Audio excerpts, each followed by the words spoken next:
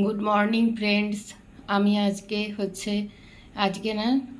রবিবার থেকে 14 তারিখ থেকে ব্রহ্মযোগে ঘুম ভাঙছে। আর আমি 33 কোটি দেবদেবতার জন্য রান্না বসাই, গোপালকে ভোগ নিবেদন করি এবং সবারই নাম উদ্দেশ্য করে ওই একটা জায়গাতেই ভোগ দিই, সবারই নাম উদ্দেশ্য করে। তো নমস্কার, কলকাতা ডায়েরি 1983 থেকে আমি শ্রাবন্তী বলছি। আপনারা সবাই কেমন আছেন জানাবেন। আর আজকে একটি নতুন ব্লগে আপনাদেরকে নতুন ভিডিওতে স্বাগত জানালাম। চলুন তাহলে ভিডিওটা স্টার্ট করা যাক। বন্ধুরা, ভাত হয়ে গেছে, এরপরে তরকারি বসাবো। তার জন্য কড়াইটাও গরম হয়ে গেছে। এরপরে পরিমাণ মতো সর্ষের তেল দেব। সর্ষের তেল, কালো জিরে,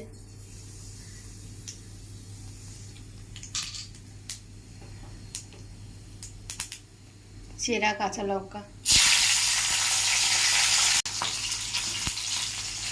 কেটে রাখা, এটা আপনারা বলবেন বন্ধুরা, কমেন্ট করবেন যেটা কি।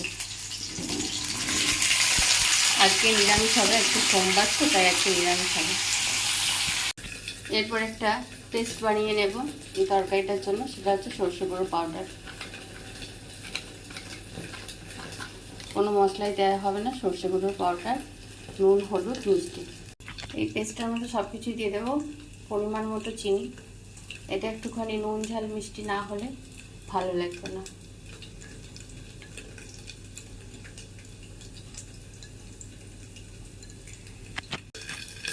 লবণ, এটা 2 মিনিটের জন্য ঢাকা দিয়ে দিয়েছিলাম। এবার ঢাকাটা খুলে নেব।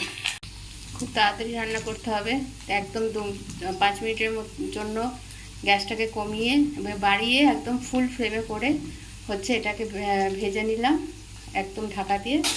দেখুন একদম সিদ্ধ হয়ে গেছে কিন্তু, দেখবেন, এই দেখুন।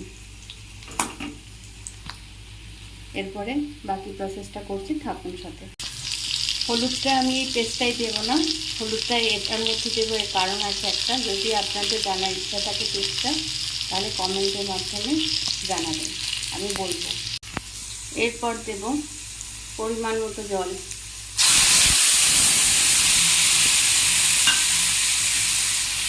এবার টকবক করে ফুটবে, তারপরে দেব সরষে।